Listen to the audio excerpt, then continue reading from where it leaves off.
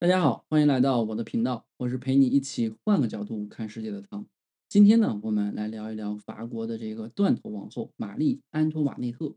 从洛可可王后到断头王后，玛丽经历了什么样的悲剧？人活得太单纯，真的会善有善报吗？我在翻看一些社交媒体的时候，就发现现在的一些法国人呢，一些人认为他很有品味，而另外一些人呢，则对他态度冷漠。但200多年前的法国人呢，却并不这么认为，他们一致的认为呢，他就是民族祸害，对他恨之入骨，并亲手将他送上了断头台。她14岁被指婚，结婚7年呢，却享受不到丈夫的垂幸。30岁呢，又被众人唾弃，被流言的小报毁尽名声。38岁众叛亲离，走上了断头台。在茨威格的小说当中呢，就曾经将她的故事形容为最美丽的悲剧之一。他这样说：命运与多么宏大的历史、紧张的规模，把这个平庸的人安排到了他的这个戏剧当中。那么，玛丽王后究竟是一个什么样的人？历史呢，又为何在她的身上上演了悲剧呢？1755年7月2号这一天，位于奥地利帝国的霍夫堡皇宫内呢，一名女婴咕咕坠地。这是匈牙利波西米亚女王玛利亚·凯丽莎的第15个孩子，她被取名为玛利亚·安东尼亚·约瑟芬·约翰娜。这位约翰娜呢，就是我们后来熟悉的玛丽皇后。生于权力中心的人呢，大都无法主宰自己的命运。玛丽王后呢，也是如此。这一点从她的这个名字当中呢，就可以看出来。比如说呢，她这个安托瓦内特是为了纪念里本斯的圣安东尼，约瑟芬呢，则是纪念他的长兄约瑟夫大公，约翰娜呢，则是纪念使徒圣约翰。虽然这一连串的纪念呢，听着十分高大上，但是这也往往意味着他要面对相比普通人更为动荡的外在宿命。现实当中呢，也确实如此。长到14岁，小玛丽呢就不得不接受命运给予的强迫安排。她还没有完整的过完自己的这个童年，就被女王玛利亚选定安排远嫁法国，与还没有继位，也就是后来的路易16结婚。但是玛利亚女王呢，对自己的这一决定呢，忧心忡忡。她非常了解女儿的性格，早在1年前呢，她就发现小玛丽虽然待人真诚善良，却呢不谙世事，做什么事儿呢都有点漫不经心。比如说呢，就给她安排了最好的老师，但她却连最基本的这个历史常识呢也没学会。这些弱点，如果说放在普通人家呢，其实也并没有什么。毕竟是一个十几岁的孩子，但是在权力的中心呢，可能就会成为像《全游》里面的人物，上演活不过一集的悲剧。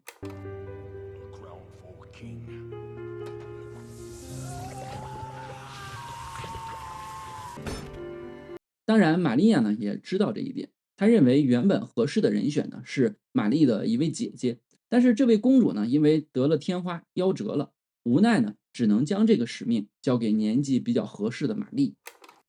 为了能够让女儿快速的成熟起来，在远嫁法国的前2个月当中呢，女王就每天和这个女儿玛丽睡在一起，试图语重心长的告诉她一些世事险恶的事例，还给她制定了一个非常详细的守则，要求她时常阅读和遵守。但是玛丽呢，显然并不能够理解这些复杂的礼仪和要求，在她后来的这个行事当中呢，就可以看出来，她更喜欢听从自身的直觉以及坦诚的心性。但现实能够满足他的愿望吗？1770年，14岁的玛丽呢离开了维也纳，在法国巴黎，她与法国皇太子，也就是后来的这个路易16结婚，正式成为太子妃。任何王室呢，都是一个暗流涌动的江湖，富丽堂皇之下，总是隐藏着权力的斗争和阴谋。刚刚来到巴黎呢，玛丽就被卷入到一场宫斗当中。引起这场硝烟的呢，是红极一时的杜巴里夫人。相传呢，她是一个妓女，在妓院里呢和路易15认识以后呢，得到了后者的宠爱。为了能够给她一个体面的身份呢，路易15给她买了一个空壳的丈夫。由于这个空壳丈夫呢名叫杜巴里伯爵，所以呢他就自称为杜巴里夫人。皇后死了以后呢，路易15呢就把她接到了宫中，并且呢给她安排了一座小的宫殿。这个宫殿呢具有一个暗道，连通国王的卧室，方便2个人私通。早在玛丽王后到来之前呢，这件事儿呢其实已经是公开的秘密了，人们呢也议论纷纷。人们的意见呢分为两派，一派人呢不断的巴结杜巴里夫人，而另外一派呢则不断的讥讽她的野鸡出身。这一派里态度最严厉的就是皇帝的三个妹妹，她们性格古怪，但是呢也没有什么实权。不过呢，她们擅长阴谋算计，从背后出招。小玛丽来到巴黎以后呢，他们看到了机会，于是呢，他们就主动的接近小玛丽，一面在她面前呢讥讽这个杜巴里夫人的这个野鸡出身，一面呢煽风点火，鼓动这位小姑娘向杜巴里夫人挑衅。虽然早在动身之前呢，玛利亚王后就让女儿向自己保证，在法国的头几年呢，不要参与政治，也不要关心别人的事儿。但小玛丽呢，还是被鼓动了起来。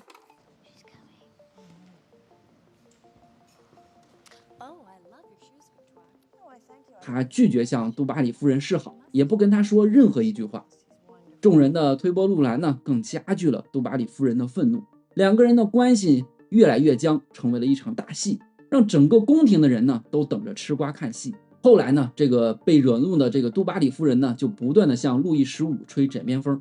皇帝呢也被卷入到两个人的这种关系当中，事情呢变得越发的不可收拾。好在呢，远在维也纳的玛利亚女王呢得知了这一消息，她立即向女儿写信，在信中呢，她一遍一遍的苦口婆心，以至于到后来呢，不断的训斥小玛丽呢，才终于和杜巴里夫人呢勉强和解。当然，这一事件呢，我们并不能单纯的怪罪玛丽王后，毕竟呢，她那个时候只有15岁，并不能够了解隐藏在花言巧语之下的这种阴谋。但是这种对于人心单纯的信任呢，仿佛是一种前世的诅咒，让玛丽王后在后来的人生当中呢，一直发现不了隐藏在黑暗当中的那种敌对。来到法国以后呢，在凡尔赛宫，玛丽王后呢还必须面对另外一件尴尬事儿。路易16呢一直有一个私处的问题没有解决，这导致呢他因为包庇过长呢一直无法勃起，所以呢也没有办法进行性生活。他的性格呢又有些优柔寡断，所以呢一直没能够鼓起勇气让医生给他做手术。他和玛丽结婚的时候呢，其实已经16岁了。但是他们的洞房之夜呢，并没有上演春宵一刻值千金的欢愉，而是沉默的尴尬，并且由于路易16一直不愿意面对自己的这个问题，两个人的无性婚姻呢，一直持续了7年之久。对于这段经历，在茨威格的书中呢，就有这么一段描述：守着一个名不副实的丈夫，望梅止渴，情欲被煽动起来呢，又强行压下，整夜呢受着青春的煎熬，日复一日，永远得不到满足，变得烦躁、懊恼，又羞又恨。在这段时间里，屈辱、无聊和凡尔赛里的礼仪霸占了玛丽的大部分的生活。可能也正是因为这段时间的经历，让玛丽总是表现出冲破束缚的愿望。她主动养了一些宠鸡，时常呢进行夜间舞会，还偷偷赌博。他们结婚的第5年，路易15呢驾崩，路易16终于登上了无上宝座，玛丽呢也正式成为了法国的王后。就在这个瞬间呢，普鲁士的国王，这个玛利亚女王的死对头腓特烈大帝呢，不断的向外交人员呢写信，试图探查这位新王后的政治动向。在这位皇帝看来，只要玛丽稍微动动心思，半个欧洲可能就会被她和她的母亲玛利亚女王所统治。这一思路呢，其实十分符合玛利亚女王的设想，但玛丽呢，显然对这些呢并不关心，她只希望能够做个普通的女人。她的眼中呢，只有时尚。18世纪的这个欧洲整个社会呢，都弥漫着追求享乐的风气，洛可可艺术大行其道。这种艺术风格呢，强调繁复堆叠、精巧复杂而又极其奢华。玛丽曾用"我害怕百般无聊"这句话，说出了这个时代和他整个社交圈子的关键词。而他呢，就像是凡尔赛洛可可艺术当中最闪耀的明灯，就过着极其奢华的生活。这一点呢，从他每天关心的事情当中呢，就可以看出来。玛丽王后每天一早醒来，最关心的事儿是什么呢？第一件呢，就是穿哪件衣服。她几乎每天呢，都会制作一件新的衣服出现。第二个呢，是发饰。一位擅长洛可可风的艺术家呢，会为她想出很多新点子。紧接着呢，就是最重要的忧虑，配备珠宝。王后引领着时尚，她的每次的这种现身呢，都会引起巴黎贵妇们的争相模仿。复杂的装扮每天都会花去她半天的时间，而剩余的半天呢，就是她走马观花式的这种娱乐。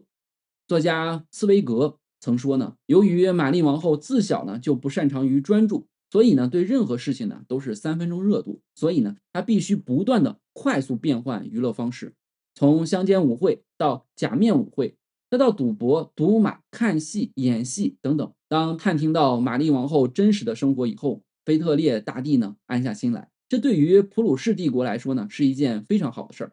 但对于玛丽自己后来的人生呢却是一个灾难。就在玛丽成为时尚界宠儿的时候呢，她的另外一个躲在暗中的敌人普罗旺斯伯爵呢也加紧了行动。普罗旺斯伯爵呢是路易16的弟弟，他一直觊觎王位，由于王后一直没有产下子嗣，所以呢他一直暗中策划将自己的儿子呢定为这个皇位继承人。好在呢他的这一计划呢最终未能成行。1777年，路易16终于鼓起了勇气做了手术，玛丽皇后呢也终于为王室生下了公主和皇子。危机虽然被短暂的化解了，但是背后的敌人呢并没有消失，只是隐藏了起来，等待下一次更为猛烈的攻击。为了追求这些稍纵即逝的时尚以及奢靡的享乐，玛丽呢乐此不疲，这引起了她的母亲玛利亚女王的注意。她不仅一次次写信，还派儿子约瑟芬皇帝以及女儿等等来到巴黎进行规劝，同时呢也让她警惕身边的危险。面对亲友的规训呢，玛丽展现出来了一贯的这种倔强。而就在她的这种坚持当中呢，隐藏在黑暗当中的敌人呢行动起来，他们秘密行动，引起了一连串的反应，就是这些反应最终导致了玛丽的灭亡。王室之中呢，没有人是永远的敌人，也没有人呢是永远的朋友。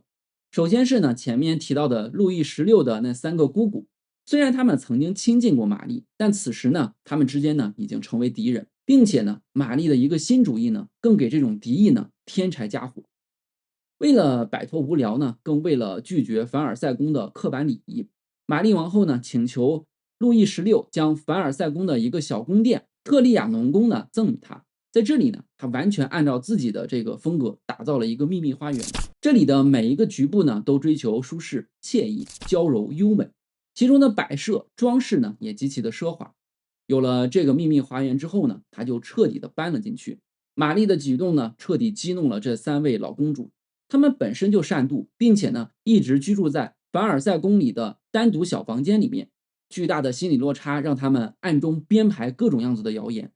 例如啊，他们就说玛丽王后其实呢有同性恋癖好，在王宫里私会女情人等等。这种道德败坏的小故事呢，一下引发了吃瓜群众的高昂兴趣。于是呢，各种低俗的段子就在整个宫廷飞速传播。后来呢，还穿过了围墙，流传到了民间。要说只是这些谣言呢，其实也并不会造成什么样巨大的杀伤力。但是后来在巴黎发生的一个案件呢，引起了更强大的这种连锁反应。事情的起因呢，来自一位法国最底层的女人，她是酒鬼兼流浪汉的私生女，名叫约翰娜。约翰娜呢，长得非常的漂亮，人呢也很机灵。为了能够爬上上流社会，她和丈夫呢盯上了出手大方的这个王后。王后呢并不认识他们，但是这并不妨碍他们假扮成王后的宠臣呢四处招摇撞骗。毕竟呢刘盈已经做好了铺垫，整个巴黎人呢都知道王后为了服饰珠宝出手阔绰。当时的红衣主教罗昂呢就入了他们的圈套，他们利用罗昂想接近巴结王后的这种心理，以他的名义呢从珠宝商订购了价值几百万的一串钻石项链。这条项链呢原本是要送到王后那里的，但是呢却被他们收入囊中。他们把它变卖之后呢置办房产，然后呢过上了上流社会的生活。直到几个月以后呢，真相才得以败露。后来呢，约翰娜被抓归案，案件的审判呢引起了巨大的轰动。虽然玛丽王后对这些一无所知，但这无异于一次放大器，把她的奢靡作风呢传递给了整个法国民众。并且约翰娜在审判之后呢又越狱逃到了英国。出版商们知道她手里的这种八卦新闻呢会吸引无数看客，为此呢不惜重金出价收买她的故事。于是约翰娜每天在英国放出各类的谣言，诸如玛丽和红衣主教之间的恋情、王后的同性恋癖好等等，这些子虚乌有的谣言呢，不断的在社会上流传。随着这些八卦在社会上流传，法国人民呢觉醒了，他们逐渐意识到，心中无比敬仰的这个王后呢，竟然是如此的道德败坏。与此同时，财政大臣卡罗呢推行改革失败，他一气之下呢，公布了王室给国家造成的巨大亏空，这是一个天文数字12亿。这个巨大的数字彻底震惊了全法国人。再联想到玛丽王后一条项链就敢出手几百万，现在大家都明白了，纸币为何一天比一天贬值，面包的价格何以一天比一天昂贵，税收为何日益高涨。灾难突然找到了原因，破产呢也找到了根源，巨大的心理落差呢点燃了整个社会的仇恨。玛丽王后呢也有了一个新的名字——亏空王后。王室的腐败点燃了法国的革命激情，高昂的情绪在整个社会呢快速传染。而王室的另外2个人又在其中呢嗅到了机会，其中之一呢就是奥尔良公爵。这位贵族呢贪图享乐，挥霍成性，并没有什么巨大的革命野心。但是呢，人们的仇恨呢让他看到了报复玛丽王后的这个机会，于是呢，他暗中支持所有党派，一切伏尔泰的这个追随者、不爱主义者、自由派等等所有派别的人都被他收入麾下。他们在他的支持下找到了统一的口径，就是反对王后。于是呢，无数攻击玛丽的大作文呢就在这里诞生，并且呢偷偷流传到社会，进行广泛印刷与流传。而我们另外一个老朋友路易16的弟弟普罗旺斯伯爵呢也野心勃勃，他暗中默默的观察，引导民众呢将矛头对准国王和王后，急迫的等待他们退位，攫取皇冠。直到此时呢，玛丽王后才终于被惊醒，她终于意识到，所有命运赠送的礼物其实都早已在暗中标好了价格。她终于明白自己错过了多少良机，她迅速缩减了自己的生活开支，驱散了宠臣，试图挽救社会的动荡，但一切都已经太晚了。1789年7月14号这一天，法国民众呢攻克了巴士底监狱，法国大革命爆发了。在浩浩荡荡的革命运动当中呢，腐败的王室败下阵来，而逃出国外的普罗旺斯伯爵呢，更是火上浇油，煽风点火。人们眼中木讷的路易16和一味追求奢靡的玛丽王后呢，成为了祸国殃民的罪魁祸首。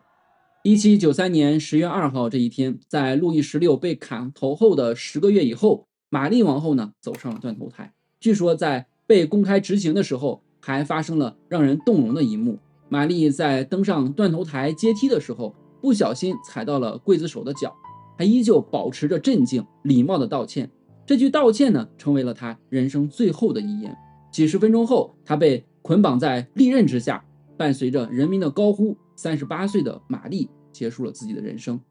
从洛可可王后到亏空王后，自此呢，她又多了一个新的名字——断头王后。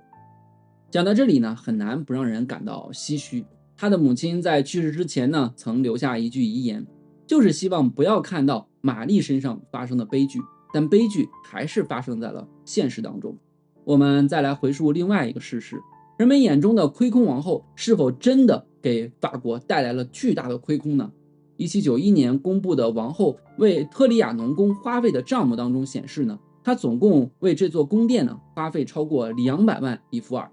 这与10几亿的庞大债务呢，只不过是一滴水珠。而人们就发现，同样在追求奢靡享乐之风上，路易16的爷爷路易14呢，才是最大的罪魁祸首。但是现实当中发生的却是，这泼天的脏水呢，全部都倒向了玛丽王后，让她成为悲剧的背锅侠，以至于在200多年以后的今天呢，我们再聆听她的故事，依旧十分感慨。她的故事就像是作家茨威格所说，命运以多么宏大的历史、紧张的规模，把这个平庸的人安排到了他的戏剧当中。他的故事也像是一种提醒我们应该活得纯洁，这是人性当中最宝贵的底色。但是我们不应该活得太过单纯，以免遭受像玛丽一样子的悲惨命运。好了，以上就是本期的内容。如果喜欢我讲述的故事的话，不要忘记点赞和订阅，你的每一份支持都是我前进的最大动力。我们下期再见。